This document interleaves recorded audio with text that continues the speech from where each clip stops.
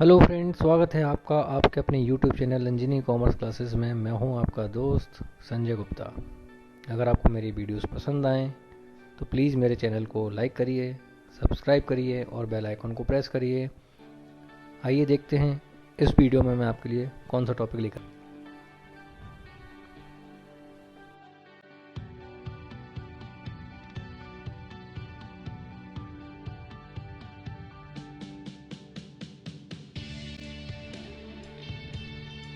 आइए अब डिस्कस करते हैं नया टॉपिक। तो मैं नया टॉपिक लेकर आया हूँ आपके लिए, रिजोल्यूशन ऑफ पार्टनरशिप फर्म। इस वीडियो में मैं इसी टॉपिक से रिलेटेड कुछ कंटेंट्स हैं जो डिस्कस करूँगा। इसमें पहला है about resolution of partnership firm, दूसरा है difference between resolution and partnership. Resolution दोनों के बीच में क्या डिफरेंस है वो मैं आपको बताऊँगा, और साथ ही रिजोल्यूशन के तरीके यानी किस किस तरीके से रिजोल्यूशन होता है वो हम इस वीडियो में डिस्कस करेंगे। तो आइए देखते हैं resolution of partnership firm.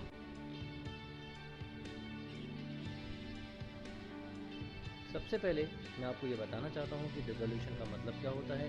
Meaning of dissolution of partnership firm: partnership is formed by agreement as well as dissolve by agreement. जिस तरीके से साझेदारी का जन्म अनुबंध से होता है, ठीक उसी तरीके से एग्रीमेंट के द्वारा पार्टनरशिप को खत्म यानी डिसॉल्व किया जा सकता है। Due to many reason like breach of contract, fulfilment of object, expiry of period, order of court, the existence of partnership comes to end. कई कारण होते हैं जिनमें हम कुछ जो अब मैं आपको बता रहा हूँ, जैसे ब्रीच ऑफ कॉन्ट्रैक्ट अनुबंध को तोड़ देना, फुलफिलमेंट ऑफ ऑब्जेक्ट जो उनका ऑब्जेक्ट है काम करने का, बिजनेस करने का, उसका पूरा हो जाना, एक्सपायरी ऑफ पीरियड यानी जिस टाइम ड्यूरेशन के लिए उन्होंने पार्टनरशिप डिसाइड की थी वो पार्टनरशिप का ड्यूरेशन ख़त्म हो जाना कोर्ट के ऑर्डर के द्वारा। तो कई ऐसे कारण होते हैं जिनकी वजह से पार्टनरशिप कम्स टू एंड यानी पार्टनरशिप समाप्त हो जाती है। The process of ending partnership firm is called dissolution of partnership firm. वो प्रोसेस जिसके द्वारा पार्टनरशिप फर्म को खत्म किया जाता है उसको कहते हैं डिसोल्यूशन ऑफ पार्टनरशिप फर्म। सीधे शब्दों में हम ये कहना चाहेंगे कि पार्टनरशिप डिसोल्यूशन होने का मतलब है कि सारे जो बिजनेस है, जो पार्टनरशिप है, वो किसी न किसी कारण की वजह से ख़त्म हो जाती है, पार्टनरों का आपस में कोई रिलेशन नहीं रहता है, तो इसको कहते हैं dissolution of partnership firm. According to Section 39 of Partnership Act 1932, the dissolution of partnership between all partners is called dissolution of partnership firm.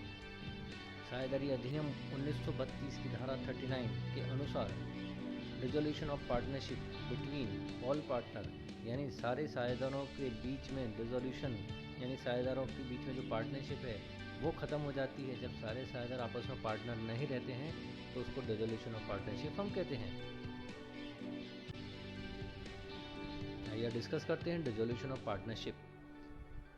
If agreement of existing partner change due to reason of admission, retirement, death etcetera is called dissolution of partnership. In this situation, a new agreement comes into existence.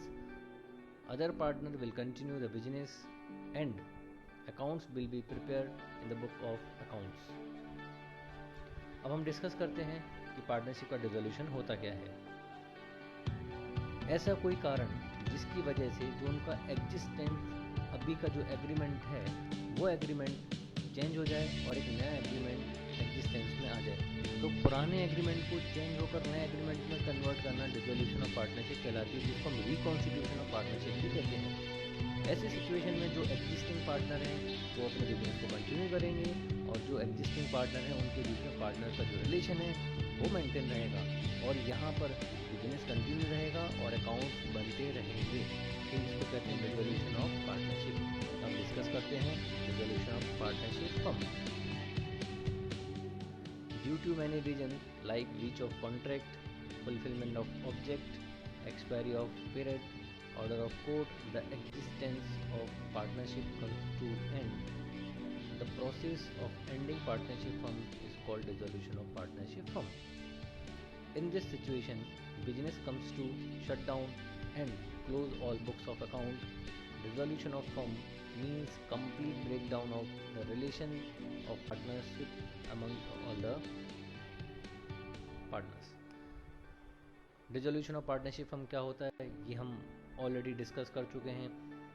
मैं इसमें एक और sentence जोड़ने वाला हूँ, वो ये है कि ऐसी सिचुएशन में जब डिसोल्यूशन ऑफ पार्टनरशिप फॉर्म होता है तो जो उनका बिजनेस है वो शट डाउन हो जाता है, यानी बंद हो जाता है, और सारे बुक्स ऑफ अकाउंट बंद हो जाते हैं। Dissolution of firm means complete break down of the relation of partnership amongst all the partner.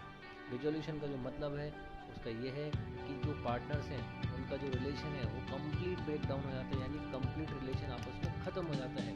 तो यहाँ कंप्लीट रिलेशन खत्म को ही डिसोल्यूशन ऑफ पार्टनरशिप फर्म कहते हैं।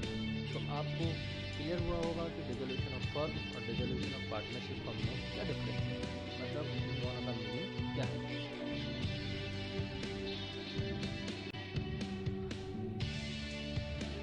आइए अब डिस्कस करते हैं difference between dissolution of firm and dissolution of partnership. इसका मीनिंग मैं आपको पिछली स्लाइड में बता चुका हूँ। अब मैं आपको डिफरेंस बताता हूँ कि दोनों में डिफरेंस होता क्या है। सबसे पहले डिस्कस करते हैं मीनिंग। डिसोल्यूशन ऑफ फर्म का मीनिंग है, dissolution of firm means complete break down of the relation of partnership amongst all the partner, यानी जो अभी पार्टनर हैं उनका रिलेशनशिप आपस में किसी भी वजह से कंप्लीटली ख़त्म हो जाए तो पार्टनर्स के बीच का रिलेशन ख़त्म होना डिसोल्यूशन ऑफ फर्म कहलाता है। If agreement of existing partner change due to any reason, यानी जो पार्टनर अभी हैं उनका जो एग्रीमेंट है वो चेंज होकर एक नए एग्रीमेंट में कन्वर्ट हो जाए, उसको कहते हैं डिसोल्यूशन ऑफ पार्टनरशिप रिलेशन।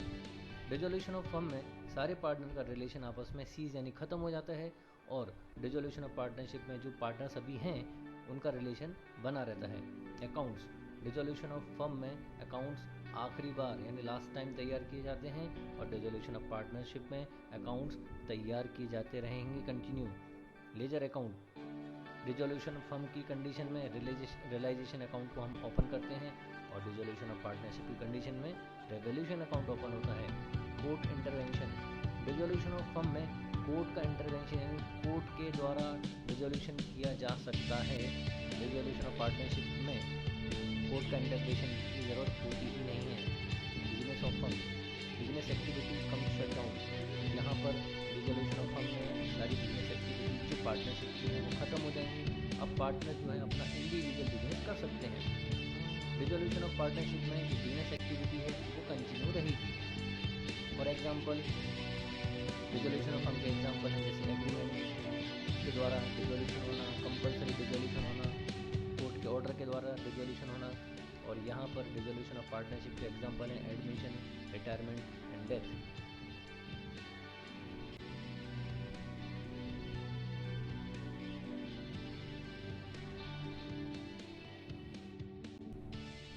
आइए अब डिस्कस करते हैं कि डिसोल्यूशन ऑफ फर्म कितने तरीके से होता है, यानी कारण क्या है डिसोल्यूशन ऑफ फर्म के। तो यहाँ पर डिसोल्यूशन ऑफ फर्म के दो कारण हैं। पहला विदाउट इंटरवेंशन ऑफ कोर्ट, यानी कोर्ट की परमिशन के बगैर, यानी न्यायालय के हस्तक्षेप के बगैर, यहाँ पर हमें कोर्ट की परमिशन लेने की ज़रूरत नहीं होगी।